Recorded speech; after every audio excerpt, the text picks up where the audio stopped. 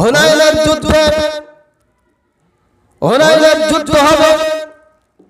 এই হুনাইনের যুদ্ধ হওয়ার জন্য তিনজন সেনাপতিকে আল্লাহর হাবিব নিযুক্ত করলেন। জোরে বলেন কয়জন সেনাপতি?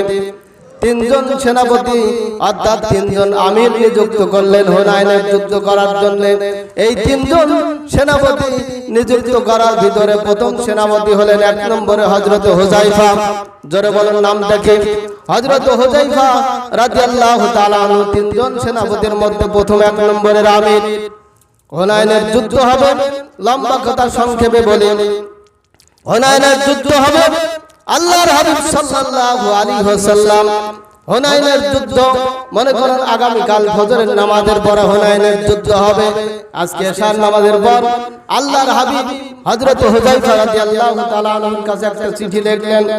এই চিঠিটা একজন পিয়নের মাধ্যমে, আরবিতে বলা হয় কাসেদ, একজন কাসেদের মাধ্যমে অর্থাৎ একজন পিয়নের মাধ্যমে আল্লাহর হাবিবের একখানা চিঠি হযরত হুযায়ফা রাদিয়াল্লাহু তাআলা আনহুর কাছে পাঠালেন।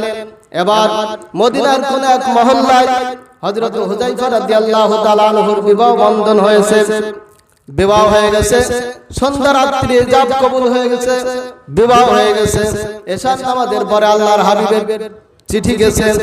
এরপরে হযরত হুযায়ফা রাদিয়াল্লাহু তাআলা আনহু তিনি বিবাহের মজলিসে বসে আছেন। অনেক সাহাবীরা আছেন, উপস্থিত জনতারা আছে। একজন কাসেদ পিয়ন তিনি একটা চিঠি নিয়ে হযরত হুযায়ফা রাদিয়াল্লাহু তাআলা আনহুর কাছে দিলেন। হযরত হুযায়ফা চিঠিখানা পড়লেন। চিঠির শিরোনামে লেখা রয়েছে আনা মাদিনাতুল মুনাওয়ারা কাতাবনা ইলা হুযায়ফা আনা নবী মুহাম্মদুর রাসূলুল্লাহ সাল্লাল্লাহু আলাইহি ওয়াসাল্লাম। হযরত হুযায়ফা চিঠিখানা পড়লেন, মহব্বত করলেন, চুমা খেলেন, বুকে লাগাইলেন, মাথায় করলেন, মাথায় লাগালেন, খুব মহব্বত করলেন এবং সুন্দর করে ভাঁজ করে পকেটে রেখে দিলেন।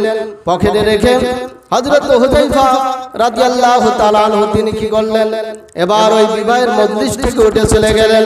উপস্থিত জনতারা বললেন, হুযায়ফা গো, এইমাত্র তোমার বিবাহ বন্ধন হলো, আর তুমি বিবাহের অনুষ্ঠান ছেড়ে কোথায় যাও? হযরত হুযায়ফা বললেন, আল্লাহর হাবিব চিঠি লিখে পাঠাইছে আগামীকাল হুনাইনের যুদ্ধ হবে। এই যুদ্ধ তিনজন সেনাপতি, তার মধ্যে প্রথম আমাকে নিযুক্ত করেছে। অতএব আল্লাহর হাবিবের চিঠি যখন আমি পেয়েছি আর বিবাহ মজলিসে থাকতে চাই না। এবার জঙ্গলি ঘোড়া নিয়ে অর্থাৎ শক্তিশালী ঘোড়া নিয়ে আল্লাহর হাবিবের সাহাবী হযরত হুযায়ফা এবার কি করলেন? আল্লাহর হাবিবের দরবারের দিকে রওনা করলেন। রওনা করে আল্লাহর হাবিব ফজরের নামাজের পরে সাহাবাদেরকে নিয়ে বৈঠক করতেছেন, কিভাবে যুদ্ধ করা যাবে, কোন কায়দায় তীর ধনুক চালাতে হবে ট্রেনিং দিচ্ছেন। আল্লাহর হাবিব পরামর্শ দিচ্ছেন, সাহাবীদেরকে নসিহত করতেছেন। এমন অবস্থায় আল্লাহর হাবিবের সাহাবী হযরত হুযায়ফা তিনি মজলিসে যে আদব রক্ষা করে বসে গেলেন। মজলিসে বসার মধ্যে একটা আদব আছে, বসার আদব 3 প্রকার। জোরে বলেন কয় প্রকার? 1 নম্বরে বসার আদব দুনো হাত উঠাইয়া খাওয়ার সময় দুনো হাত উঠাইয়া, এটা খাওয়ার সুন্নাত, বলেন সুবহানাল্লাহ। এটা হচ্ছে খাওয়ার বসার আদব। এবং 2 নম্বরে 1 হাত ফেলিয়া লেখার সময়। এরপরে 3 নম্বরে বসার আদব হচ্ছে দুনো হাত পারিয়া নামাজের সময়। এই 3টা হচ্ছে বসার আদব। আল্লাহর হাবিবের সাহাবী হযরত হুযায়ফা কি করলেন? তিনি আদব রক্ষা করে মজলিসে বসে গেলেন। এরপরে মজলিসে যখন বসে গেলেন, মজলিসে বসে যাওয়ার পরে আল্লাহর হাবিব সাহাবীদেরকে নিয়ে আলোচনা করতেছেন, যুদ্ধ সংক্রান্ত ব্যাপারে বিভিন্ন আলোচনা করতেছেন। আল্লাহর হাবিবের সাহাবী তিনি ওই বৈঠকে বসে গেলেন। একটা চিঠি একজন পিয়ন এনে, কে যেন একটা চিঠি এনে হযরত হুযায়ফার হাতে দিলেন। হযরত হুযায়ফা চিঠি খুলে দেখেন, তার নববধূ স্ত্রী সন্ধ্যা রাত্রে যার সঙ্গে বিবাহ হয়েছে সেই স্ত্রী চিঠি লিখেছে, ওগো প্রাণের স্বামী, তুমি মদিনার এক সুন্দরী, তুমি মদিনার এক যুবক, সুন্দর যুবক, আর আমিও মদিনার এক সুন্দরী। এই সন্ধ্যা রাত্রে তোমার সঙ্গে আমার বিবাহ হলো। আর বিবাহ হওয়ার পরে ফিকার কিতাবে আসছে আল নিকাহ ইনাকাযু বিল ইজাব ওয়াল কবুল, স্বামী স্ত্রী স্বীকৃতির মাধ্যমে বিবাহ বন্ধন হয়।